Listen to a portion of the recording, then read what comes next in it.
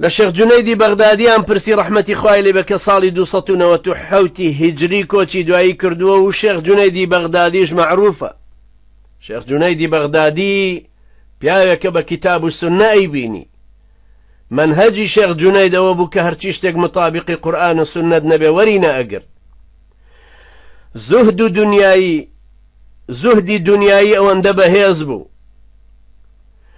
ئەو ئیماندارێتی و تەقوا و دینداری ئەوەندە بەهێز بوو، فراستێکی زۆر بە قووەت خوا پەیدا بوو. ئەڵێن جارێک لە مەجلیسی شێخ جونەیدی بەغدادیە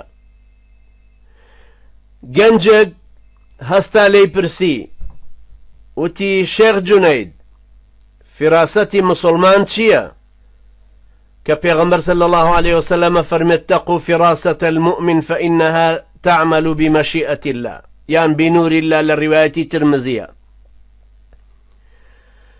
گەنجەکە پرسیوتی شێخ جونەید ئەو فراستە یعنی ئەو دیقەتی چاوی ئینسانی مسلمان کە حەق و باڵی پێ ئەناسێتەوە ئەو فراستە چییە کە پێغەمبەر صلی الله عليه وسلم فەرمێ لێی بترسن سڵی لێ بکەنەوە چونکە بە نووری خوا ئیشەکە.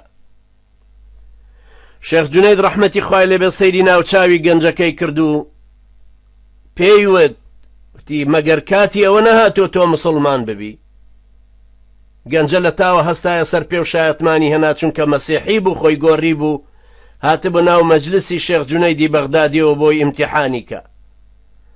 شێخ جونەیدی بەغدادی ئەو ئیمانە کە دەست بەجێ کاریگەری لەسەر فراستەکەی ئەوە هەبوو کە پرسیاری کابراشی ئیستیعاب کرد و توانیشی خوای گەورە ئەوەشی پێبەخشی بوو کە بزانێ مەبەستی لە پرسیارەکە چییە و خۆشی چێیە.